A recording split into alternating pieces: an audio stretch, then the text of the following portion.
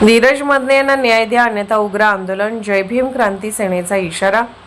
कुंडल परिसरातील धीरज मदने यांच्यावर झालेल्या खुनी हल्ल्याच्या प्रकरणात जय भीम क्रांती सेनेने आक्रमक भूमिका घेत प्रशासनाला थेट इशारा दिला आहे।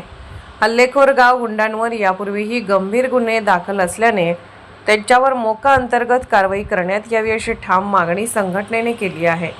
धीरज मदने व त्याच्या कुटुंबाच्या जीवाला धोका असल्याने तात्काळ पोलीस संरक्षण देण्यात यावे अशी मागणीही करण्यात आली आहे। धीरज मदने व त्याच्या भावावर दाखल करण्यात आलेले खोटे गुन्हे तात्काळ मागे घ्यावेत अशी ही मागणी संघटनेने केली आहे। जोपर्यंत धीरज मदने यांना न्याय मिळत नाही तोपर्यंत जय भीम क्रांती सेना गप्प बसणार नाही। मागण्या मान्य न झाल्यास आंदोलन अधिक तीव्र आणि उग्र करण्यात येईल असा इशारा संघटनेच्या पदाधिकाऱ्यांनी दिला। संस्थापक अध्यक्ष गॅब्रियल भाऊ तिवडे, जिल्हा अध्यक्ष विक्रम मोहिते, जिल्हा संघटक अजित सदामते, मिरज तालुका कार्याध्यक्ष विनोद तांदळे, वनिता सकटे, सुनीता तांदळे, राम मोरे, जितेंद्र वायदंडे, ओंकार काटे, प्रवीण वारे, प्रशांत आवळे, लखन वारे। हल्ला करणाऱ्या गाव गुंडांवर कारवाई धीरज मदनेला पोलीस संरक्षण धीरज मदनेला पोलीस संरक्षण।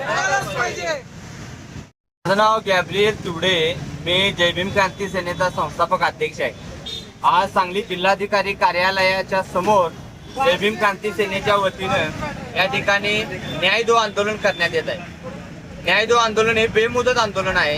याचं कारण असं की रामानंद नगर पोलीसमध्ये धीरज मदने या सामाजिक कार्यकर्त्यावर तेथील काही गावगुंडाने जीव घेणे हल्ला केलेला आहे आणि कार्यकर्त्यांवर जीव घेणा हल्ला होणं हे अतिशय चुकीची गोष्ट आहे।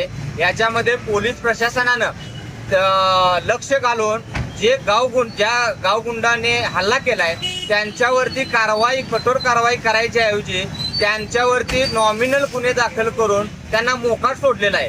जर धीरज मदनेवर चाकूने वार झालेला आहे, त्या वाराची जे झालेला हल्ला आहे त्याची गांभीर्य लक्षात घेऊन त्यांनी 307 सारखे गुन्हे दाखल करायला पाहिजे होते, परंतु त्यांनी तसं न करता त्यांना त्या आरोपींना पाठीशी घालायचं त्या पोलीस PI जयसिंग पाटील यांनी केलेलं आहे। त्याचबरोबर तिथले डॉक्टर देखील ह्या लोकांशी संलग्न आहेत। त्यांनी देखील त्यांचा रिपोर्ट देताना नॉर्मल इंजुरी म्हणून दिलेला आहे। बरोबर, ह्यामध्ये आम्हाला असं दिसून येते की कार्यकर्त्यांवर जर हल्ला झाला तर हे सगळे मिळून एकत्र येऊन त्या कार्यकर्त्यांना त्रास देण्याचं काम करतात। परंतु आमची अशी मागणी आहे की जोपर्यंत त्या पोलीस PIची खात्याने चौकशी होत नाही आणि मागच्या 19 तारखेला धीरज मदने यांच्यावरती हल्ला झालेला होता, तर आज 1 महिना होऊन गेलेला आहे, तरी पण त्यांना कोणत्याही प्रकारची पोलीस प्रशासनाकडून सहकार्य नाही। परंतु पोलीस प्रशासन त्यांना धमकी देत आहे की त्या जयसिंग पाटील जे PI आहे ते असं सांगतात की मी कोण आहे हे मी ज्या ठिकाणी कुंडलमध्ये काम केलेलं आहे त्याच्या जाऊन त्या ठिकाणी माझी चौकशी करा, नाहीतर मी तुम्हाला सोडणार नाही। म्हणजे एक प्रकारे पोलीस प्रशासन या कार्यकर्त्यांना दमदाटी करून खोट्या केसेस दाखल करून ज्यांच्या दारात जाऊन त्यांना मारहाण झाली, ज्या धीरज मदनेला मारहाण झाली त्यांच्यावरतीच गुन्हे दाखल केलेले आहेत। हे कुठेतरी चुकीचं चाललंय। याच्यासाठी आज आम्ही बेमुदत आंदोलनाला बसलेलो आहोत।